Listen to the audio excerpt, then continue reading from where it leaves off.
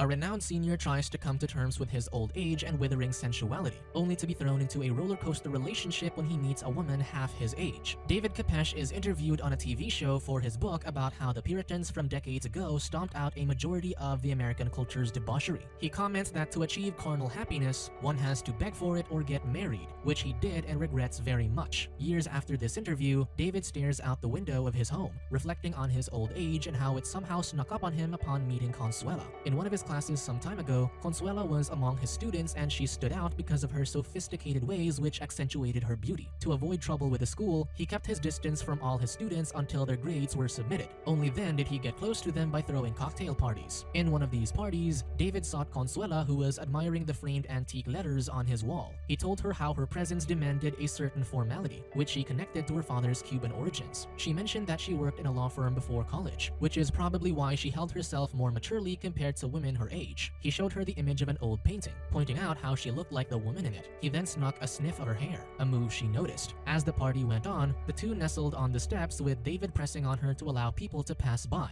In truth, David only carried the conversation because he wanted to bed her. She mentions how she likes the opera, and since David reviews theater plays for a magazine, he invited her to see one. David explained this event days later to his friend George as they played squash. His friend thinks he's putting too much effort to bed this woman, but David argued that Consuela was the type to be romanced, akin to women decades ago. David then jabs that for an award-winning poet, George has no imagination. His friend taunted back that if he wanted to talk to a woman, David should get married again. The writer playfully recoils at the mention. In David's home at the dead of night, he was having some private time with his longtime friend Carolyn. They catch up afterward, only to be interrupted when his phone rang and his son Kenny left a message. David moans on how he tried to get close to him after his divorce, but it didn't work. Still, he commends his son for being a doctor even after all the tribulations. While he yammered, Carolyn saw a ticket for a play and thought that he stopped reviewing plays. David excused that he'll be going with George, but really it was with Consuela. The two attended the play days later and Consuela expressed how good the play was afterward. David then invited her for drinks, but she replied she felt insecure about being in public with a celebrity. David lightly scoffed, denying the status, and instead asked her to have a drink in his place. In his home, he played the piano for her and she sat beside him, appreciating his performance. She mentions how charming she finds him and he plays it off with humor. David decided to show her his dark room where he develops photos manually and mutters that he wants to go digital but can't understand it. Much later, they discussed the interpretations of artworks, and in the midst of it, David closely appreciated her and kissed her, which initiated more intimacy between them. The next day, he shared his experience with George, though his friend jokes about how Consuela will tell her friends what old men look like up close. David agreed,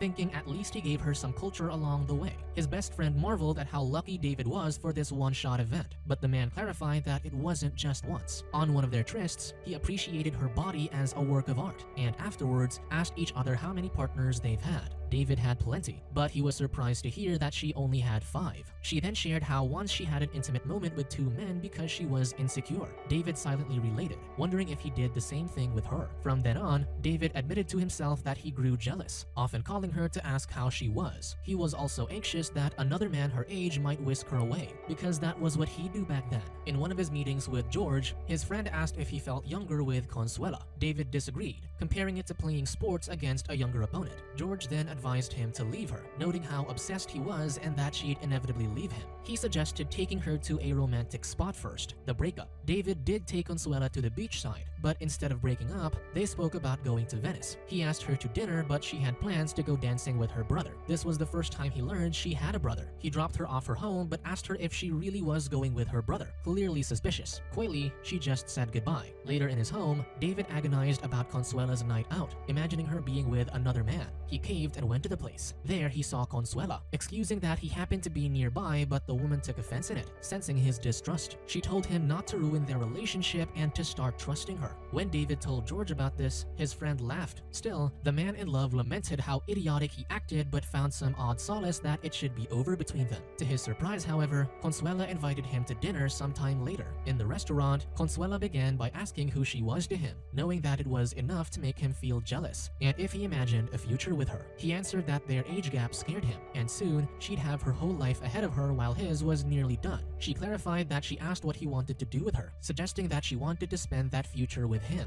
This made him think, and as he spent more time with Consuela, he reflected on how he used to jump from one relationship to another because he believed he could never be alone. Now, he was afraid to ask her who he was for her. Sometime later, Carolyn came to visit again for their intermittent intimate meetings. He marveled at her self-confidence and was thankful for her visits, but he felt a pang of longing as their hit-and-run encounter ended. One day, however, Carolyn found feminine products in his bathroom, so she demanded to know who it belonged to. She cited how her two husbands cheated on her, and even though they had a friends with benefits relationship, she lamented how David disrespected it. Afraid to lose her, David lied that it likely came from George's short affairs where he'd go to his apartment with a woman from his poem readings. Carolyn didn't buy it, knowing how orderly and meticulous he was. He insisted he didn't know where it came from because she was the only one he was holding on to. In his mind, David admitted to himself that, in part, that was true. During lunch with George, his friend mentioned how invisible beautiful women were. George clarified that people didn't see the true person because they were hidden behind the beauty shell, and most people never got to see the true person.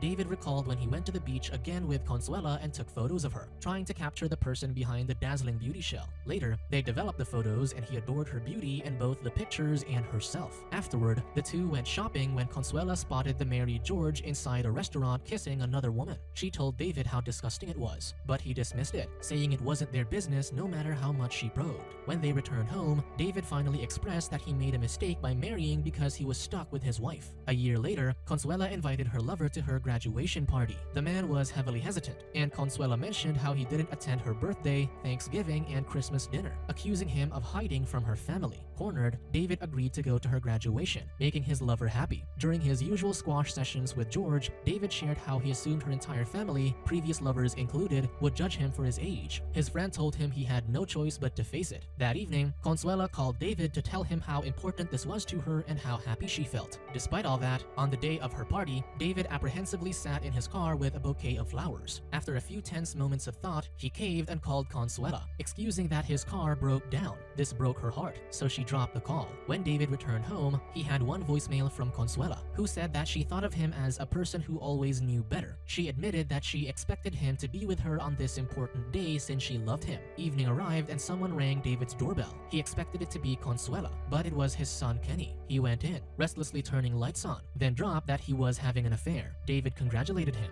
but only because he didn't know what to say. His son exclaimed that he was torn apart. He was happily married, but he also couldn't let go of the other woman. David asked if he went here to ask for advice from an expert, but Kenny admitted he had nobody to talk to about it. They continued talking, with Kenny explaining how he loved his wife but also loved this other woman with 3 kids. Willing to give his son some advice, he told him not to say anything to his wife, but Kenny already told her, causing his father to groan animatedly. He then advised him to end his marriage. Kenny couldn't do it, saying it will destroy his family's lives. David reminded him that he and his mother survived when he left. However, his son fumed, asking David if leaving them was the right thing to do. The father simply answered that it was the honest thing to do. Hearing this, Kenny stormed off. The following day, David wandered the streets and the beach where he spent time with Consuela, depressed that she never called back. One morning, he couldn't find the will to get up the bed, but his best friend was there to serve breakfast in bed. David moaned about ruining everything, but George reasoned that his relationship with Consuela simply came to a natural end.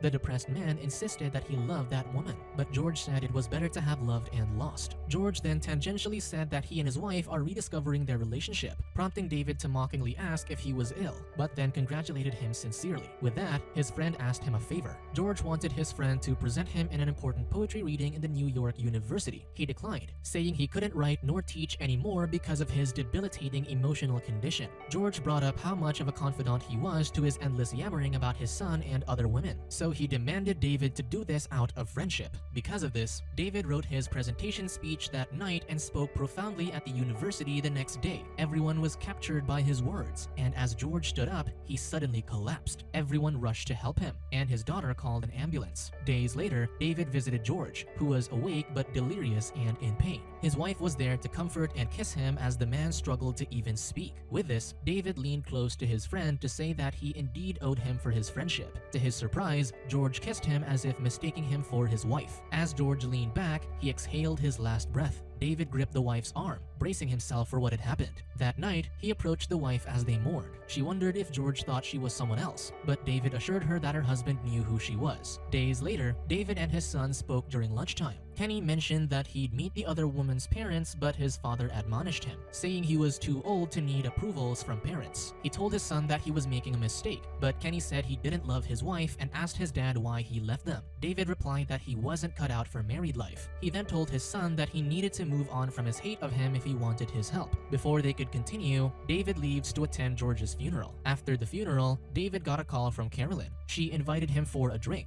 concerned at his well-being after his best friend's passing. Instead, however, he thought of his relationship with the woman and how they acted like teenagers chasing some ideal but never getting anywhere. He confessed that the tampon Carolyn found was from a woman half his age. He sighed over the fact that he had no room in her life and mourned for their doomed relationship. Later, they settled in his home where she rambled about dating through websites. She had the same conversation with men each time over these websites, though she was comforted that there was always someone to date. David wondered if this was the first time they actually talked in 20 years of flings. Carolyn assured him that some married people didn't talk even after 40 years. She then prepared to leave for a flight, and when David offered to take her, she declined, saying they shouldn't start a relationship now. 2 years went by and David finally accepted Consuela leaving him. He focused on his work instead, doing radio interviews with other authors. Close to New Year's Eve, however, he suddenly received a voicemail from Consuela, urging him to call her to talk about something important. David fell into a spiral of assumptions, wondering if she was getting married and wanted his approval or something worse. Finally, he called her and found that she was nearby all this time, waiting for his call. Consuela visited his home, sporting her short hair. However, this was due to an illness that required surgery which could deform her. She told him how she panicked, and instead of going to a party, she went to him since it was better than being alone.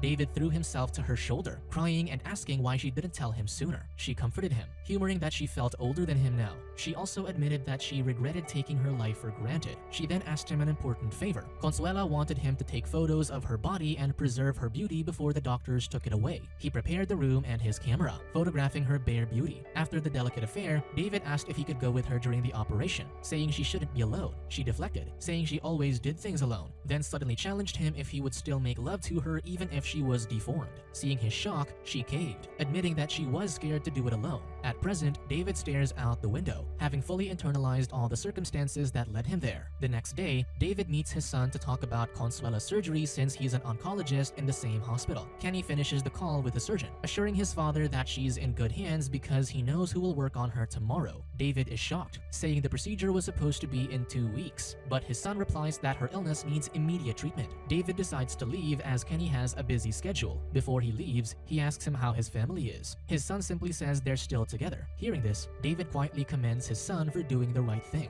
He reflects once more, clutching Consuela's photos and remembering his conversation with George about how beautiful women are invisible. George asked if he really saw her true self, but David is still unsure if he did see it. He soon receives a call from Kenny, saying that he can visit Consuela. He rushes through the rain and quietly enters her room. She tells him that the surgeons did a mastectomy, so David tries to comfort her. However, she says she'll miss him, believing that soon enough, he will lose interest in her since she's no longer as beautiful as she was. To her surprise, David joins her in bed, promising to stay with her as he's finally choosing to appreciate what life offers him instead of constantly chasing a frivolous dream. Subscribe to watch more videos like this, turn on notifications and leave a like to help the channel out. Thank you for watching.